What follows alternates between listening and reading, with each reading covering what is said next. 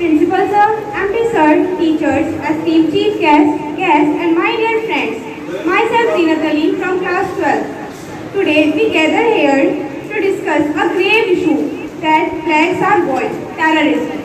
The word terrorism evokes fear, destruction and a profound sense of injustice. It is a global threat that knows no boundaries, no religion and no humanity.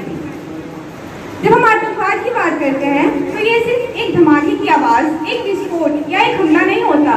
ये हमारे विचारों, हमारी सभ्यता और हमारे अस्तित्व पर हमला करता है। जब भी एक आतंकवादी हमला होता है तो ये न केवल उस घटना स्थल पर बल्कि हर इंसान के दिल में खौफ पैदा कर देता है। आतंकवाद का मकसद सिर्फ डर फैलाना और समाज में असुरक्षा का माहौल बनाना है। हमारा देश, हमारा समाज अगर सुरक्षित और शांति से भरा हुआ है तो वह हमारी एकता, हमारी समझ और हमारी आपसी रिश्तों की वजह से है। आतंकवाद हमारी भावनाओं को नष्ट करने की साजिश करता है, लेकिन हम युवा हैं, हम उस ताकत का प्रतीक है जो न सिर्फ आतंकवाद का विरोध करती है बल्कि शांति और प्रेम का संदेश भी फैलाती है। नफरत की आग में जब अंधेरा छा जाए, आओ एकता का दिया हम सब मिलकर जलाए। आतंक की साजिश को हम नाकाम करें। जब देश एक हो तो हर दुश्मन हार जाए।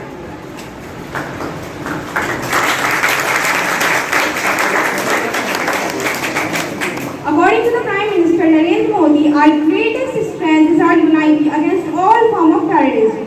This is certainly not the era of war, but this is not the era of terrorism. Zero tolerance against terrorism is the guarantee for a better world. हमें ये समझना होगा कि आतंकवाद का मुकाबला सिर्फ हिंसा से नहीं हो सकता, बल्कि इसका समाधान हमारे अंदर की ताकत में छिपा है।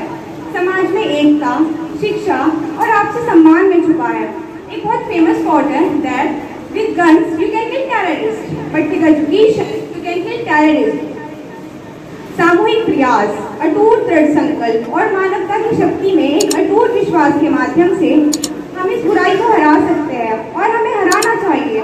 आइए हम एक ऐसी दुनिया के लिए प्रयास करें जहां शांति हो और जहां निर्दोष लोगों की चीखें आशा और प्रगति की आवाज़ों से बदल जाए। चलिए कि चलता ही दलील के कामयाब है, जो थक कर बैठ जाए वो मंजिल कहाँ नहीं। Thank you. जय हिंद।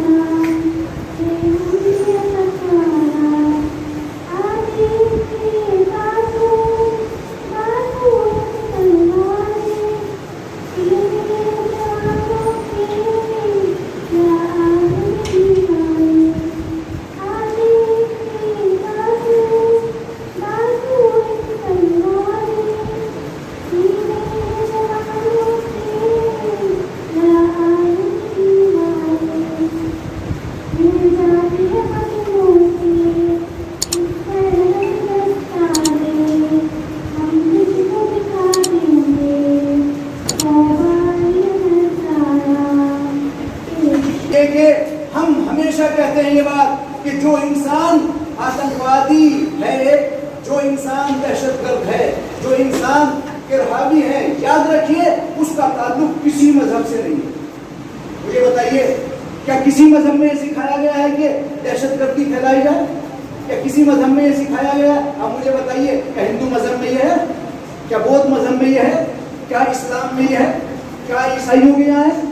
क्या यहूदियों के यहाँ ये चीज पाई जाती है? किसी मजहब में नहीं पाई। इसका मतलब यह है कि जहां भी आप आतंकवादी को देखो, जहां भी आतंकवाद फैलाने वालों को देखो, जहां भी दहशतगर्दों को देखिए, फौरन कह दीजिए कि इसका ताल्लुक न मुसलमानों से है, न इस्लाम से, इसका ताल्लुक न हिंदू से, न हिंदू मजहब से, न इसका ताल्लुक ईसाई से, न ईसाई मजहब से, न इसका ताल्लुक यहूदी से, न यहूद मजहब से। किसी मजहब से इसका ताल्लुक नहीं है। क्यों? इसलिए कि कोई मजहब किसी इंसान को, किसी इंसान के लिए इस बात पे नहीं भड़काता कि उसे कत्ल किया जाए, उसकी फिक्र को छीना जाए, उसके माल को छीना जाए, मेहमानों को परेशान किया जाए, मेहमानों का एहतराम न किया जाए। ये कोई मजहब नहीं सीखा। आतंकवाद। अब यहां तक बात हमारी पहुंची, इंसानियत क्या है? याद रखिए मेरे अजीज, इंसानियत क्या है? इंसानियत नाम है मोहब्बत का, इंसानियत नाम है मवद्दत का, इंसानियत नाम है प्यार का, इंसानियत नाम है भाईचारगी का, इंसानियत नाम है आपस में मिलने जुलने का, इंसानियत नाम है पड़ोसी के एहतराम करने का, इंसानियत नाम है आपस में घुल मिल के रहने का। अगर ये चीजें नहीं पाई जाती तो इंसानियत नहीं, मोहब्बत नहीं तो इंसानियत नहीं, दोस्ती नहीं तो इंसानियत नहीं, मवद्दत नहीं तो इंसानियत नहीं, आपस में भाईचारगी नहीं तो इंसानियत नहीं। अगर आप ये कहें कि इंसानियत है, मैं ये कहता हूं आतंकवाद सिर्फ इंसानियत ही के लिए खतरा नहीं है, आतंकवाद मोहब्बत के लिए खतरा है, आतंकवाद दीन के लिए खतरा है, आतंकवाद मजहब के लिए खतरा है, आतंकवाद प्यार के लिए खतरा है, आतंकवाद पड़ोसियों के लिए खतरा, आतंकवाद उन तमाम चीजों के लिए खतरा है जो इंसानियत के बेस हैं, जो इंसानियत जिनके ऊपर इंसानियत टिकी हुई है। लिहाजा इंसानियत को भी समझिए, आतंकवाद को भी समझिए। और मेरे प्यारे बच्चों, कभी भी इस्लाम ने हमें ये नहीं सिखाया कि हम दहशतगर्दी करें। क्यों? इसलिए कि कुरान मजीद में बहुत से आयत है, भाई ने भी मेरे आयत पढ़ी, वो इंशाअल्लाह पढ़ेंगे दूसरे भी। इन्ना अक्रमकुम इंदल्लाहि अत्काकुम वलक़द कर्रमना बनी आदम, हमने बनी आदम को मुकर्रम बनाया। ये पूरी कुरान की आयत है, पढ़िए। इसलिए कि जो इंसान ये कहने के लायक नहीं हो सकता कि ये इंसान है, ये इंसानियत से दूर इंसान हर मजहब से दूर है। याद रखिएगा, जो भी इंसान इंसानियत से दूर है, उसके यहाँ न तो मोहब्बत पाई जाएगी, न उसके यहाँ प्यार पाया जाएगा, न उसके यहाँ दोस्ती पाई जाएगी। लिहाजा इंसानियत का ख्याल कीजिए। और बस आखिरी बात आप लोगों के दरमियान, आतंकवाद आपने समझा, आपने इंसानियत को समझा, और अब ये जो आज जो गुफ्तगू की बात ये हो रही है इस चीज के ऊपर, सर्वप्रथम हम हिंदुस्तानी हैं, हम सबको ये जानना चाहिए। और मैं चाहता हूँ कि अगर इंसानियत और आतंकवाद का जो बात चल रही है, तो कहीं ना कहीं इंसानियत अगर आपको देखनी तो वो आपके अंदर, आपके बीच में और आपके शहरों के अंदर ही है।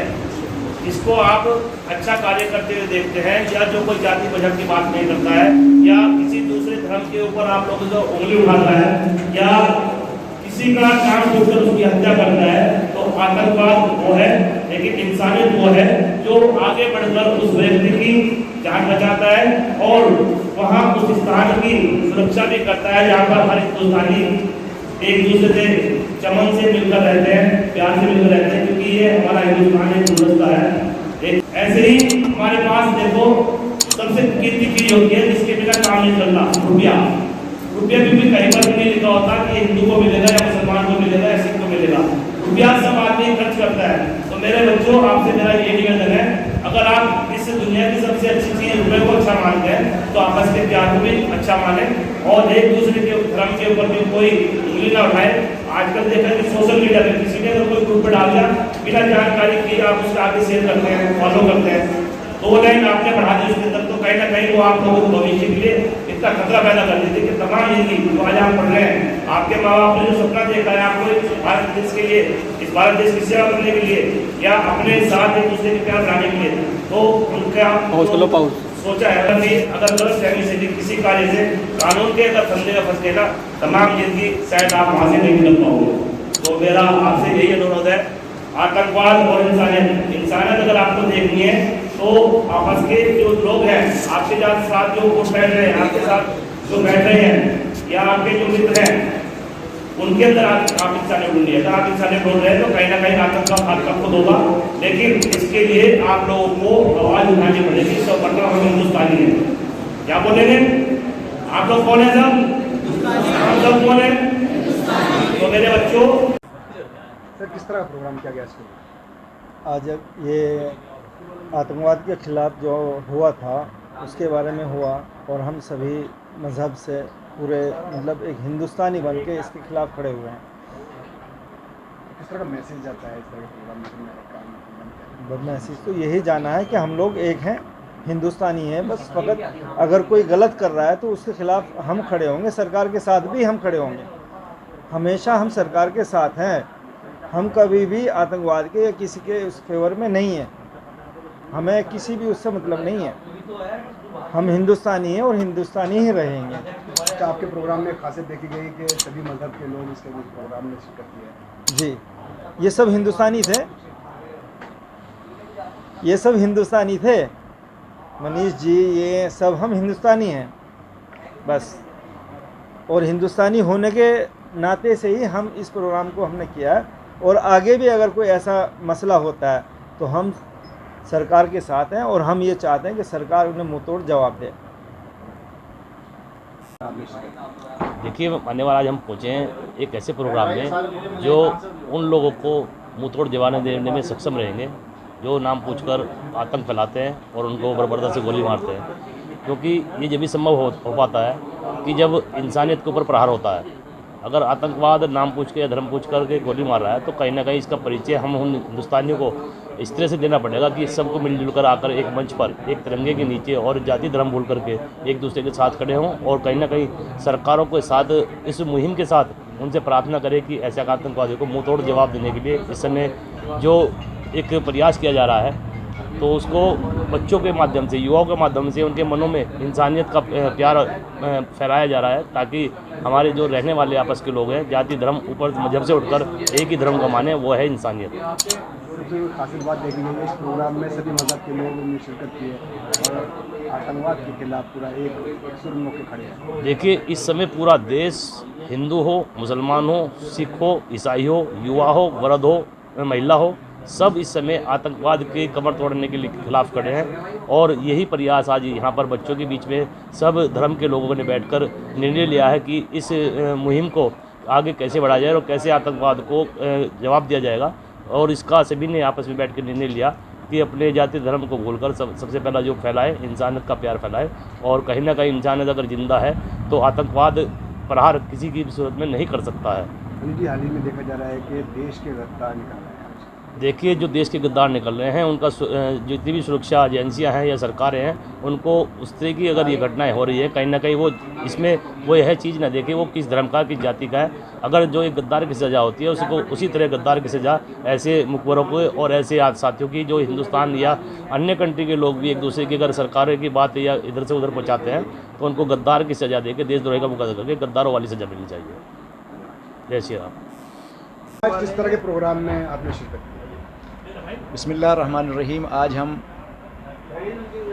गोड ग्रास इंटर कॉलेज में एक मौजू के तहत, जो कि हिंदुस्तान के लिए बहुत ही अहम मौजू है कि इंसानियत को आतंकवाद से ख़तरा है, हम यहाँ पर पूरे हिंदुस्तान और पूरी दुनिया के लिए ख़ास तौर पर ये कहना चाहेंगे कि आतंकवाद से ख़तरा उन लोगों को होगा जो इंसानियत से बाहर हैं। अगर कोई इंसान आतंकवाद को समझे और इंसानियत को समझ ले, लिहाजा इंसानियत को समझने वाला कभी भी आतंकवादी नहीं हो सकता है, कभी भी आतंकवाद का साथ नहीं दे सकता। और आतंकवाद का ताल्लुक़ किसी मज़हब से नहीं है, किसी मज़हब से इसका ताल्लुक़ नहीं है। कोई मज़हब आतंकवाद और आतंकवादी फैलाने के लिए, आतंकवादी बनाने के लिए कभी भी इजाज़त नहीं देता। और हम यही कहते हैं कि हम अपने इस भारत में मोहब्बत, प्यार, एक दूसरे से मिलना, एक दूसरे से जुड़ना, रवादारी, इन तमाम चीज़ों को बरकरार रखें ताकि इंसानियत बरकरार रहे। इंसानियत रहेगी तो आतंकवाद दूर रहेगा। जय भारत। अच्छा, हाल ही में देखा जा रहा है कि जासूस निकल रहे हैं दुश्मन देश से रब्ता रखने वाले, तो ऐसे के लिए क्या सज़ा होनी चाहिए? किस तरह से उनको जो आगे की एक मिसाल बने, इस तरह क्या चाहते हैं? यहाँ इसके लिए हम ये कहेंगे कि जो एक दूसरे की ख़बरें देने वाले जासूस निकल रहे हैं, उनका किसी भी तरीके से सोशल बाइकाट किया जाए, उन्हें पकड़ा जाए और उनका सद्देबाब किया जाए, उन्हें इन चीज़ों से दूर रखा जाए। इसलिए कि ये भी वही लोग हैं कि जिनका ताल्लुक़ न किसी मज़हब से है, न किसी धर्म से है। इन्हें इंसानियत का पता नहीं है। इन्हें चाहिए कि इंसानियत को सीखें, इन तक इंसानियत पहुंचाई जाए और इन्हें इन चीज़ों से रोका जाए ताकि वो इस काम को अंजाम न दें। कुछ इबरत हो हासिल हो, इस तरह के कोई उसके उनको सज़ा दी जाए, कुछ जो आगे गद्दारी ना करे, देश के मुल्क के साथ गद्दारी। हाँ, ये वो किसी भी मज़हब से ताल्लुक़ रखने वाला हो, चाहिए, हमारी हुकूमत को भी चाहिए कि ऐसे लोगों को सरेआम सज़ा दी जाए, उन्हें ऐसी सज़ा दी जाए, कड़े से कड़ी सज़ा दी जाए, ताकि लोग उन्हें देखने के बाद इबरत हासिल करें और डर जाएं कि जैसा इन लोगों ने किया है और फिर इनके साथ हुआ है, हमारे साथ ऐसा ना हो। क्या किसी मजहब से भी ताल्लुक हो इसमें, जिस तरह का समझा जाए उनको, या कोई गद्दारी कहा जाए उनको? देखिए, मैं तो एक बात कहता हूँ कि जब मज़हब का कोई ताल्लुक़ दिखाई देता है ना कि फ़लाँ ने फ़लाँ का नाम पूछ के फ़लाँ, ये साजिश होती है उन लोगों की कि जो लोग इस तरीके के काम करते हैं ताकि मज़हब का आड़ लेके, मज़हब का नाम पूछकर और इंसान से ये पूछकर कि भाई तुम किस मज़हब से ताल्लुक़ रखते हो, फिर उसे कत्ल कर दिया जाए, ये एक साजिश होती है। उस साजिश के तहत ये काम अंजाम दिया जाता है, हालांकि उनका किसी भी मज़हब और धर्म से ताल्लुक़ नहीं होता।